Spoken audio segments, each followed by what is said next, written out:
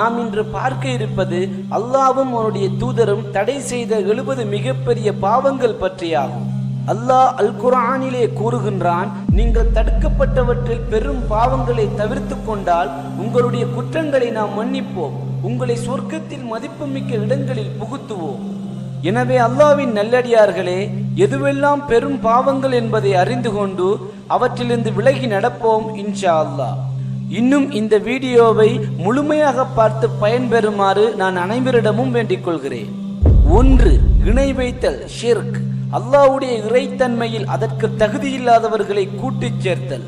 நிச்சயமாக அல்லாஹ் தனக்கு இணை வைப்பதை மன்னிக்க மாட்டான். இதை தவிர மற்ற எதையும் தான் நாடியவர்களுக்கு மன்னிப்பான். யார் அல்லாஹ்வுக்கு இணை வைக்கிறார்களோ அவர்கள் நிச்சயமாக மிகவும் பெரிய பாவத்தையே கற்பனை செய்கின்றார்கள். அல் குர்ஆன் அல்லாஹ்வுக்கு இணை வைத்தலை மாபெரும் அநீதி என்று கூறுகிறது. 2. கொலை செய்தல். அன்றியும் அவர்கள் அல்லாஹ்வுடன் வேறு நாயினை பிரார்த்திக்க மாட்டார்கள். இன்னும் அல்லாஹ்வினால் விலக்கப்பட்ட எந்த மனிதரையும் அவர்கள் நியாயமின்றி கொல்ல மாட்டார்கள், விபச்சாரமும் செய்ய மாட்டார்கள். ஆகவே எவர் இவற்றை செய்கிறாரோ அவர் தண்டனையை அடைய நேரிடும். 3. சூனியத்தை பயிற்சி செய்தல். தங்களுக்கு தீங்கிழைப்பதையும் எந்தவித நன்மையும் தராததையுமே கற்றுக்கொண்டார்கள். சூனியத்தை விலை கொடுத்து வாங்கிக் கொண்டவர்களுக்கு மறுமையில் யாதொரு பாக்கியமும் இல்லை என்பதை இஸ்ராயலின் மக்களான அவர்கள் நன்கறிந்துள்ளார்கள். அவர்கள் தங்கள் ஆத்மாக்களை விற்று பெற்றுக்கொண்டது கெட்டதாகும். இதை அவர்கள் அறிந்து கொள்ள வேண்டாமா? 4. தொழுகை இல்லாமல் இருத்தல். ஆனால் இவர்களுக்கு பின் வழிகட்ட சந்ததியினர் இவர்களுடைய இடத்திற்கு வந்தார்கள். அவர்கள் தொழுகையை வீணாக்கினார்கள், இழிவான மன இச்சைகளை பின்பற்றினார்கள். மறுமையில் அவர்கள் நரகத்தின் கேட்டை சந்திப்பார்கள். 5. ஜக்காத் கொடுப்பதை நிறுத்தல். அல்லாஹ் தன் அருளினால் தங்களுக்கு கொடுத்திருக்கும் பொருட்களில் யார் உலோபித்தனம் செய்கிறார்களோ அது தமக்கு நல்லது என்று அவர்கள் நிச்சயமாக எண்ண வேண்டாம். அவ்வாறென்று அது அவர்களுக்கு தீங்குதான். அவர்கள் உலோபித்தனத்தால் சேர்த்து வைத்த பொருட்கள் எல்லாம் மறுமையில் அவர்கள் கழுத்தில் அரிகண்டமாக சுற்றி போடப்படும். 6. எந்த காரணமும் இல்லாமல் ரமதானில் நோன்பு நோட்காதிருத்தல். இஸ்லாம் 5 தூண்களின் மேல் நிறுவப்பட்டுள்ளது. 1. அல்லாஹ்வை தவிர வேறு வணக்கத்துக்குரிய நாயன் இல்லை என்றும் முஹம்மது ஸல்லல்லாஹு அலைஹி வஸல்லம் அவர்கள் அவனுடைய தூதர் என்றும் நம்புதல். 2. தொழுகையை நிலைநாட்டுதல். 3. ஜகாத் கொடுத்தல். 4. வசதி படைத்தோர் ஹஜ் செய்தல். 5. ரமலானில் நோன்பு வைத்தல்.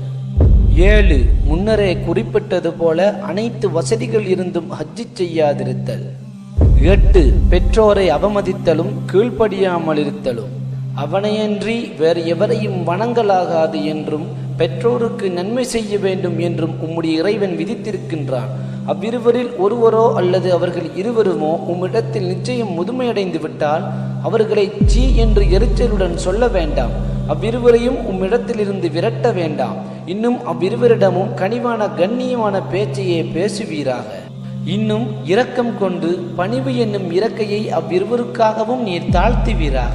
மேலும் என் இறைவனே, நான் சிறுபிள்ளையாக இருந்தபோது என்னை பரிவோடு அவ்விருவரும் வளர்த்தது போல் நீயும் அவர்கள் இருவருக்கும் கிருபை செய்வாயாக என்று கூறி பிரார்த்திப்பீராக. 9. உறவுகளை துண்டித்தல். போருக்கு வராது நீங்கள் பின்வாங்குவீர்களாயின் நீங்கள் பூமியில் குழப்பம் உண்டாக்கி உங்கள் சுற்றத்தாரை அவர்களுடன் கலந்து உரையாடுவதிலிருந்து துண்டித்துவிடவும் முனைவீர்களோ? இத்தகையோரைத்தான் அல்லாஹ் சபித்து இவர்களை செவிடாக்கி இவர்கள் பார்வைகளையும் குருடாக்கி விட்டான். 10. விபச்சாரம். நீங்கள் விபச்சாரத்தை நெருங்காதீர்கள், நிச்சயமாக அது மானக்கேடானதாகும். மேலும் வேறு கேடுகளின் பக்கம் இழுத்துச் செல்லும் தீய வழியாகவும் இருக்கின்றது. 11. ஓரினச் சேர்க்கை. யார் ஒரு ஆணுடனோ அல்லது பெண்ணுடனோ ஓரினச் சேர்க்கை செய்கிறார்களோ அவர்களை அல்லாஹ் இரக்கத்துடன் பார்க்க மாட்டான். 12. வட்டி. யார் வட்டியை உண்ணுகிறார்களோ அவர்கள் மறுமையில் ஷைத்தானால் தீண்டப்பட்ட ஒருவன் பைத்தியம் பிடித்தவனாக எழுவது போலல்லாமல் வேறு விதமாய் எழமாட்டார்கள். இதற்கு காரணம் அவர்கள் நிச்சயமாக வியாபாரம் வட்டியை போன்றதே என்று கூறியதினாலே ஆகும். அல்லாஹ் வியாபாரத்தை ஹலாலாக்கி வட்டியை ஹராமாக்கி இருக்கிறான். ஆயினும் யார் தன் இறைவனிடம் இருந்து நட்போதனை வந்ததன் பின் அதை விட்டு விலகி விடுகின்றானோ அவனுக்கு முன்னர் வாங்கியது உரித்தானது என்றாலும் அவனுடைய விவகாரம் அல்லாஹ்விடம் இருக்கின்றது. ஆனால் யார் நட்போதனை பெற்ற பின்னர் இப்பாவத்தின்பால் திரும்புகின்றார்களோ அவர்கள் நரகவாசிகளாவார்கள். அவர்கள் அதில் என்றென்றும் தங்கிவிடுவார்கள். 13 அனாதைகளின் சொத்துக்களை விழுங்குதல். நிச்சயமாக யார் அனாதைகளின் சொத்துக்களை அநியாயமாக விழுங்குகிறார்களோ அவர்கள் தங்கள் வயிறுகளில் விழுங்குவதெல்லாம் நெருப்பைத்தான், இன்னும் அவர்கள் மறுமையில் கொழுந்து விட்டறியும் நரக நெருப்பிலேயே புகுவார்கள். 14 அல்லாஹ்வையும் அவனுடைய தூதரை பற்றியும் பொய்யுரைத்தல். அன்றியும் அல்லாஹ்வின் மீது பொய்யுரைத்தார்களே, அவர்களுடைய முகங்கள் கியாம நாளில் கருத்து போயிருப்பதை நீர் காண்பீர். பெருமையடித்துக் கொண்டிருந்த இவர்களின் தங்குமிடம் நரகத்தில் இருக்கிறதல்லவா. 15 யுத்த களத்தில் புறமுதுகிட்டு ஓடுதல்.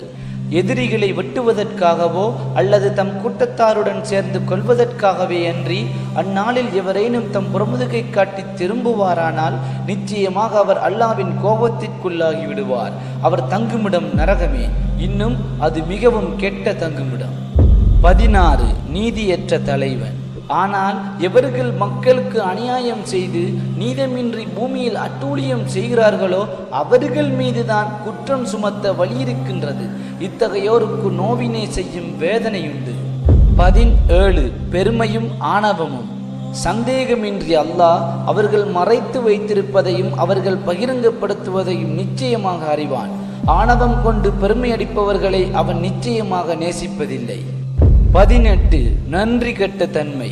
ஆகவே நீங்கள் என்னை நினைவு கூறுங்கள், நானும் உங்களை நினைவு கூறுவேன். இன்னும் நீங்கள் எனக்கு நன்றி செலுத்துங்கள், எனக்கு மாறு செய்யாதீர்கள். 19 புத்தியை மழுங்கடிக்கும் பொருட்கள். சாராயமும் போதைப் பொருட்களும். ஈமான் கொண்டோரே, மதுபானமும் சூதாட்டமும் கச்சிலைகளை வழிபடுதலும் அம்புகள் இருந்து குறி கேட்பதும் ஷைத்தானின் அருவருக்கத்தக்க செயல்களில் உள்ளவையாகும். ஆகவே நீங்கள் இவற்றை தவிர்த்து கொள்ளுங்கள், அதனால் நீங்கள் வெற்றி அடைவீர்கள். 20 சூதாட்டம். நாம் முன்னரே கூறிய வசனம் இதற்கும் பொருத்தமானதாகும். 21 அப்பாவி பெண்ணின் மீது அவதூறு கூறல். எவர்கள் மூமினான ஒழுக்கமுள்ள பேதை பெண்களின் மீது அவதூறு செய்கிறார்களோ அவர்கள் நிச்சயமாக இம்மையிலும் மறுமையிலும் சபிக்கப்பட்டவர்கள், இன்னும் அவர்களுக்கு கடுமையான வேதனையும் உண்டு. 22 யுத்தத்தின் மூலம் கிடைத்த அல்லது ஜகாத் பொருட்களை திருடல். எந்த நபிக்கும் மோசடி செய்வது கூடாது. எவரேனும் மோசம் செய்வாராயின் அவர் மோசம் செய்ததை இறுதி நாளில் கொண்டு வருவார். அவ்வேளையில் ஒவ்வொரு ஆத்மாவுக்கும் அது சம்பாதித்ததற்குரிய பலனை குறைவின்றி கொடுக்கப்படும். இன்னும் அவர்கள் எவ்வகையிலும் அநியாயம் செய்யப்பட மாட்டார்கள். 23 அடுத்தவர்களின் சொத்துக்களை சுரண்டல் அல்லது வேறு எந்த வகையிலாவது அவற்றை எடுத்தல். அன்றியும் உங்களுக்கிடையில் ஒருவர் மற்றவரின் பொருளை தவறான முறையில் சாப்பிடாதீர்கள்.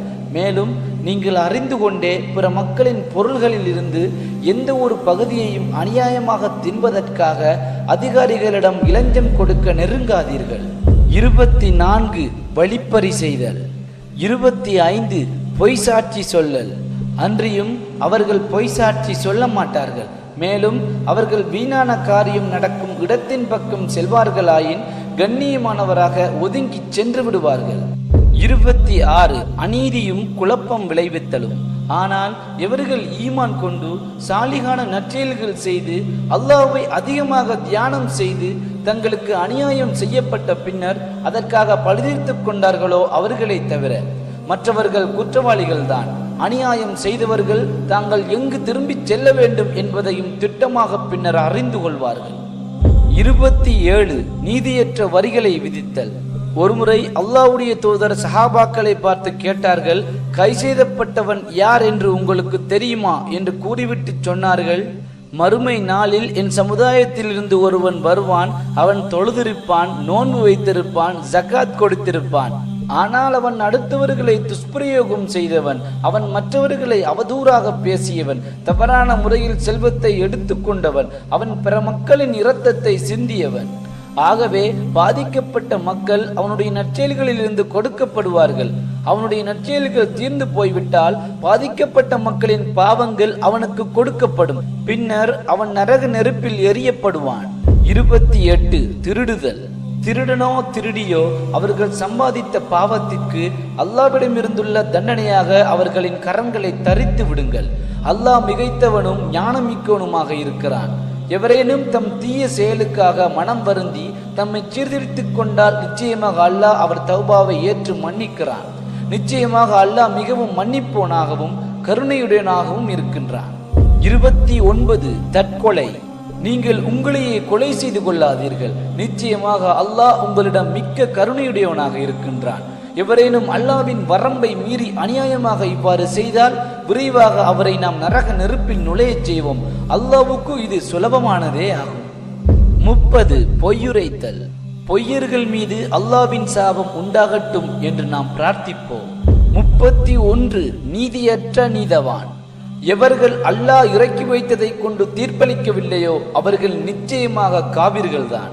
அல்லாஹ்வின் சட்டங்களுக்கு எதிராக யார் தீர்ப்பளிக்கிறார்களோ அவர்களின் தொழுகைகளை அல்லாஹ் ஏற்றுக்கொள்ள மாட்டான். 32 லஞ்சம் கொடுத்தல். அன்றியும் உங்களுக்கிடையில் ஒருவர் மற்றவரின் பொருளை தவறான முறையில் சாப்பிடாதீர்கள். மேலும் நீங்கள் அறிந்து கொண்டே பிற மக்களின் பொருள்களில் இருந்து எந்த ஒரு பகுதியையும் அநியாயமாக தின்பதற்காக அதிகாரிகளிடம் லஞ்சம் கொடுக்க நெருங்காதீர்கள். 33 ஆண்கள் பெண்களைப் போலவும் பெண்கள் ஆண்களைப் போலவும் தோன்ற வைத்தல். ஆண்களைப் போன்று தோற்றமெடுக்கும் பெண்கள் மீதும் பெண்களைப் போன்று தோற்றமெடுக்கும் ஆண்கள் மீதும் அல்லாஹ்வின் சாபம் இருக்கின்றது. 34 விபச்சார புரோக்கர்கள். யார் விபச்சார புரோக்கர்கள் எனில் பெண்களின் அநாகரிகத்தை ஏற்றுக்கொள்பவனும் பொறாமை உள்ளவனும் இரு நபர்களுக்கிடையில் விபச்சாரத்தை தூண்டுபவனும் ஆவான். அல்லாஹ்வுடைய தூதர் கூறினார்கள், அல்லாஹ் சொர்க்கத்தை 3 பேருக்கு தடை செய்துள்ளான். 1 குடிகாரன், 2 எந்த காரணமும் இல்லாமல் ஓடிப்போன அடிமை, 3 தன் குடும்பம் செய்யும் தீய செயல்களை கண்டிக்காது அமைதியாக இருக்கும் ஒருவன். 35 இன்னொருவனுக்கு ஆகுமானதாக்க பெண்களை திருமணம் செய்தல். மீட்ட முடியாதபடி, அதாவது 2 தடவை தலாக் சொன்ன பின்னர் 3ஆம் தலாக் சொல்லிவிட்டால் கணவன் அப்பெண்ணை மறுமணம் செய்து கொள்ள முடியாது. ஆனால் அவள் வேறு ஒருவனை மணந்து அவனும் அவளை தலாக் சொன்னால், அதன் பின் முதற்கணவன் மனைவி சேர்ந்து வாழ நாடினால், அதன் மூலம் அல்லாஹ்வுடைய வரம்புகளை நிலைநிறுத்த முடியும் என்று எண்ணினால் அவர்கள் இருவரும் மறுமணம் செய்து கொண்டு மணவாழ்வில் மீள்வது குற்றமல்ல. இவை அல்லாஹ்வின் வரையறைகளாகும். இவற்றை அல்லாஹ் புரிந்து கொள்ளக்கூடிய மக்களுக்கு தெளிவாக எடுத்து காட்டுகின்றான். 36 சிறுநீர் கழித்ததன் பின்னர் ஒழுங்காக சுத்தம் செய்யாமல் இருத்தல். ஆடைகளை தூய்மையாக ஆக்கி வைத்துக் கொள்வீராக, அன்றியும் அசுத்தத்தை வெறுத்து ஒதுக்கி விடுவீராக. அல்லாஹ்வுடைய தூதர் ஒரு கல்லறையை தாண்டி சென்ற போது கூறினார்கள், இதில் இருக்கும் இருவருக்கும் தண்டனை வழங்கப்படுகிறது. அவர்கள் எதையும் பெரிதாக செய்யவில்லை, ஆனால் அது ஒரு பெரிய பாவமாகும். அவர்களில் ஒருவர் சிறுநீர் கழித்ததன் பின்னர் அதை ஒழுங்காக சுத்தம் செய்யவில்லை, மற்றவர் வீணான கதைகளை பரப்பியவர். 37 பிறருக்கு காண்பிப்பதற்காக தொழுதல். இன்னும் கவனமற்ற தொழுகையாளிகளுக்கு கேடுதான். அவர்கள் எத்தகையோர் என்றால், தம் தொழுகையில் பாரமுகமாகவும் கவனியாததுமாக இருப்போர். அவர்கள் பிறருக்கு காண்பிக்கவே தான் தொழுகிறார்கள். 38 உலகத்தில் கிடைக்கும் இலாபத்திற்காக மட்டுமே கல்வி கற்றல் அல்லது கற்ற கல்வியை மறைத்தல். நாம் அருளிய தெளிவான அத்தாட்சிகளையும் நேர்வழியையும் அதனை நாம் வேதத்தில் மனிதர்களுக்காக விளக்கிய பின்னரும் யார் மறைக்கிறார்களோ நிச்சயமாக அவர்களை அல்லாஹ் சபிக்கின்றான்.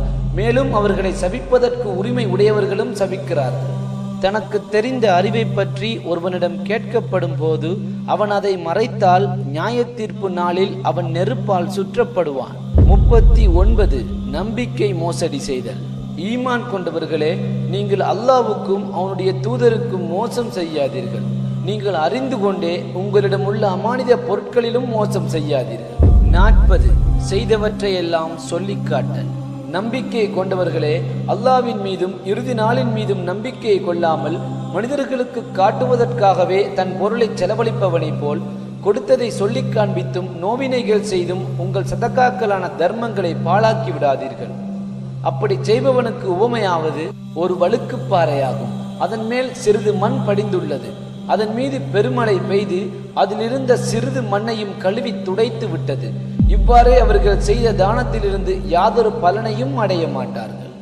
41 கிளர்ச்சியும் அடுத்தவர்களை காவிர்கள் என அழைத்தலும்.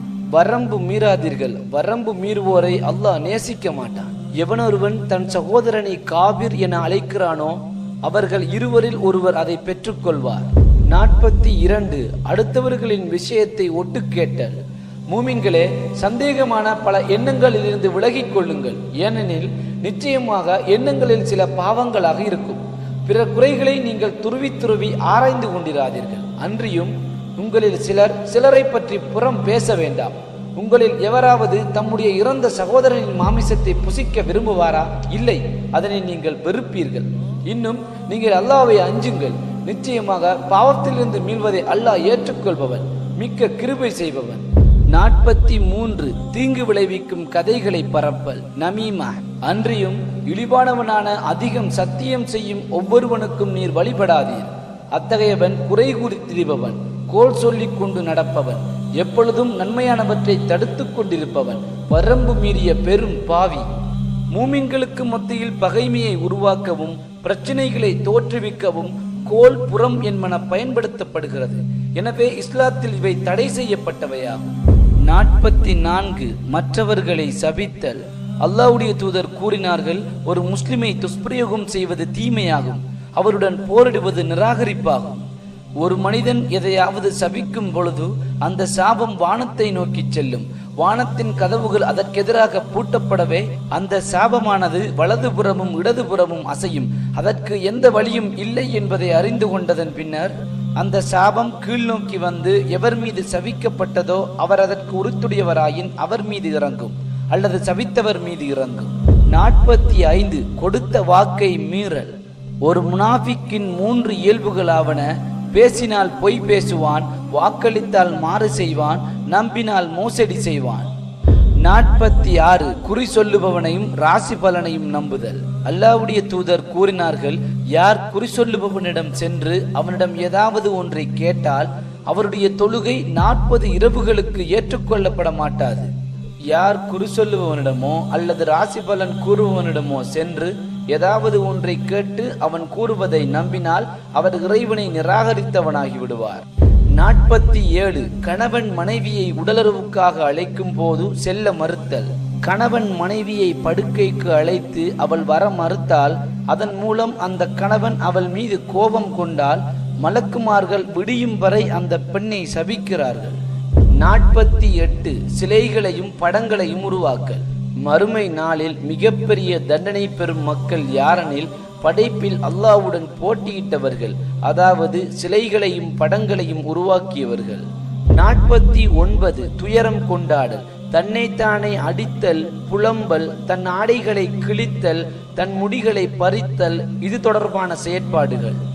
அல்லாஹ்வுடைய தூதர் கூறினார்கள், யார் ஜாகிலியா காலத்தை போல தன் கன்னங்களில் அடித்தோ அல்லது தன் ஆடைகளை கிழித்தோ அல்லது புலம்பினார் என்றால் அவர் என்னை சார்ந்தவர் அல்ல. 50 அநீதி இழைத்தல். ஆனால் எவர்கள் மக்களுக்கு அநியாயம் செய்து நீதமின்றி பூமியில் அட்டூழியம் செய்கிறார்களோ அவர்கள் மீதுதான் குற்றம் சுமத்த வழி இருக்கிறது. இத்தகையோருக்கு நோவினை செய்யும் வேதனையுண்டு. 51 பலவீனமானவர்களை பயன்படுத்தி கொள்ளல். அடிமைகள், மனைவிகள், மிருகங்கள். அல்லாஹ்வுடைய தூதர் கூறினார்கள், யார் இந்த உலகத்தில் மக்களுக்கு வேதனை செய்கிறார்களோ அவர்களை அல்லாஹ் வேதனை செய்வான். 52 அண்டை வீட்டார்களை துன்புறுத்தல். அல்லாஹ்வுடைய தூதர் கூறினார்கள், எவனொருவனின் தீங்கை விட்டு அவனுடைய அண்டை வீட்டார்கள் பாதுகாக்கப்படவில்லையோ அவன் சுவர்க்கம் நுழைய மாட்டான். 53 நம்பிக்கை கொண்டோரை துன்புறுத்தலும் துஷ்பிரயோகம் செய்தலும். ஈமான் கொண்ட ஆண்களையும் ஈமான் கொண்ட பெண்களையும் செய்யாத எதையும் செய்ததாக கூறி எவர் நோவினை செய்கிறார்களோ அவர்கள் நிச்சயமாக அவதூறையும் வெளிப்படையான பாவத்தையுமே சுமந்து கொள்கிறார்கள். 54 பெருமையின் காரணமாக கணுக்காலுக்கு கீழ் ஆடை அணிதல். அல்லாஹ்வுடைய தூதர் கூறினார்கள், எது கணுக்காலுக்கு கீழ் இருக்கிறதோ அது நரக நெருப்பிலே இருக்கும். 55 அல்லாஹ்வுடைய அடிமைகளை துன்புறுத்தல். அல்லாஹ்வுடைய தூதர் கூறினார்கள், அல்லாஹ் கூறினான், யார் என்னுடைய அடிமையை பகைத்துக் கொள்கிறார்களோ அவர்களுடன் நான் போரிடுவேன். 56 ஆண்கள் தங்கத்தையும் பட்டையும் அணிதல். அல்லாஹ்வுடைய தூதர் கூறினார்கள், என் சமூகத்தின் பெண்களுக்கு தங்கமும் பட்டும் அனுமதிக்கப்பட்டுள்ளதோடு ஆண்களுக்கு தடை செய்யப்பட்டுள்ளது. எந்த ஒரு ஆண் இந்த உலகத்தில் பட்டை அணிகிறானோ அவனுக்கு மறுமையில் யாதொரு பாக்கியமும் இல்லை. யார் இந்த உலகத்தில் பட்டை அணிகிறார்களோ அவர்கள் மறுமையில் பட்டை அணியவே மாட்டார்கள். இருப்பினும் அல்லாஹ்வுடைய தூதர் நோய்வாய்ப்பட்டவர்களுக்காக மட்டும் பட்டை அனுமதித்திருக்கிறார்கள். 57 ஓர் அடிமை எந்த காரணமும் இல்லாமல் தன் எஜமானை விட்டு ஓடிச் செல்லல். அல்லாஹ்வுடைய தூதர் கூறினார்கள், ஒரு அடிமை தன் எஜமானை விட்டு ஓடிச் சென்றால் அவருடைய தொழுகை ஏற்றுக்கொள்ளப்பட மாட்டாது. ஈமான் கொண்டவர்களே, அனைத்து கடமைகளையும் நிறைவேற்றுங்கள். 58 மிருகங்களை அல்லாஹ்வை தவிர மற்றவர்களுக்காக பலியிடல். எதன் மீது அறுக்கும் போது அல்லாஹ்வின் பெயர் கூறப்படவில்லையோ அதை புசிக்காதீர்கள், நிச்சயமாக அது பாவமாகும். எவனொருவன் அல்லாஹ்வை தவிர ஏனையவர்களுக்காக பலியிடுகின்றானோ அவனை அல்லாஹ் சபித்து விட்டான். 59 ஒருவன் ஒருவரை பார்த்து அவர் தன் தகப்பன் இல்லை என்பதை அறிந்து கொண்டே அவர்தான் தன் தகப்பன் என வாதிப்பது. அல்லாஹ்வுடைய தூதர் கூறினார்கள், ஒருவன் ஒருவரை பார்த்து அவர் தன் தகப்பன் இல்லை என்பதை அறிந்து கொண்டே அவர்தான் தன் தகப்பன் என்று வாதிடுவானானால் அவன் சொர்க்கத்தில் நுழைவதை விட்டும் தடை செய்யப்படுவான். 60 பெருமைக்காக ஒன்றை தவறு என்று தெரிந்து கொண்டே அதற்காக வாதிடுவது. அல்லாஹ்வுடைய தூதர் கூறினார்கள், எவனொருவன் ஒன்றை தவறு என்று தெரிந்து கொண்டே அதற்காக வாதிடுவானானால் அவர் அந்த வாதத்தை நிறுத்தும் வரை அல்லாஹ் அவர் மீது கோபப்படுவான். 61 மேலதிகமான நீர் மற்றவர்களுக்காக ஓடுவதை அனுமதியாதிருத்தல். நபியே, நீர் கூறும், உங்களின் தண்ணீர் பூமியினுள் உறிஞ்சப்பட்டு போய்விட்டால் அப்பொழுது ஓடும் நீரை உங்களுக்கு கொண்டு வருபவன் யார் என்பதை கவனித்தீர்களா என்று எனக்கு அறிவியுங்கள். அல்லாஹ்வுடைய தூதர் கூறினார்கள், எவனொருவன் தண்ணீரையும் மேய்ச்சல் நிலங்களையும் மற்றவர்களுக்காக அனுமதிக்கவில்லையோ அவன் நாளை மறுமையில் அல்லாஹ்வுடைய அருளை இழந்து விடுவான். 62 மோசடி செய்தல். அளவு எடையில் மோசம் செய்பவர்களுக்கு கேடுதான். அவர்கள் மனிதர்களிடமிருந்து அளந்து வாங்கும் போது நிறைவாக அளந்து வாங்குகின்றனர். ஆனால் அவர்கள் அளந்தோ நிறுத்தோ கொடுக்கும் போது குறைத்து நஷ்டம் உண்டாக்குகிறார்கள். 63 விதியை நிராகரித்தல். அல்லாஹ்வின் சூழ்ச்சியிலிருந்து அவர்கள் அச்சம் தீர்ந்து விட்டார்களா? ஒரு மனிதர் அல்லாஹ்வுடைய தூதரிடம் வந்து கேட்டார், நம்பிக்கை என்றால் என்ன? அதற்கு அல்லாஹ்வுடைய தூதர் பதிலளித்தார்கள், அல்லாஹ்வை நம்புதல், அவனது மலக்குமார்களை நம்புதல், அவனது வேதங்களை நம்புதல், அவனது நபிமார்களை நம்புதல், மறுமை நாளை நம்புதல், நன்மை தீமை யாவும் அல்லாஹ்வின் நாட்டப்படி என விதியை நம்புதல். 64 தடை செய்யப்பட்ட உணவுகளை உண்ணல். நபியே, நீர் கூறும், தானாக இறந்தவைகளையும் வடியும் இரத்தத்தையும் பன்றியின் மாமிசத்தையும் தவிர உண்பவர்கள் புசிக்கக்கூடியவற்றில் எதுவும் தடுக்கப்பட்டதாக எனக்கு அறிவிக்கப்பட்டதில் நான் காணவில்லை. ஏனெனில் இவை நிச்சயமாக அசுத்தமாக இருக்கின்றன. அல்லது அல்லாஹ் அல்லாதவற்றின் பெயர் சொல்லி அறுக்கப்பட்டது பாவமாய் இருப்பதனால் அதுவும் தடுக்கப்பட்டுள்ளது. ஆனால் எவரேனும் நிர்பந்திக்கப்பட்டு வரம்பை மீறாமலும் பாவம் செய்ய நினைக்காமலும் புசித்து விட்டால் அவர் மீது குற்றமாகாது. ஏனெனில் நிச்சயமாக உங்கள் இறைவன் மிக்க மன்னிப்போனாகவும் பெருங்கருணையுடையவனுமாக இருக்கின்றான். 65 அல்லாஹ்வின் மன்னிப்பிலோ அல்லது உதவியிலோ நம்பிக்கை இழத்தல்.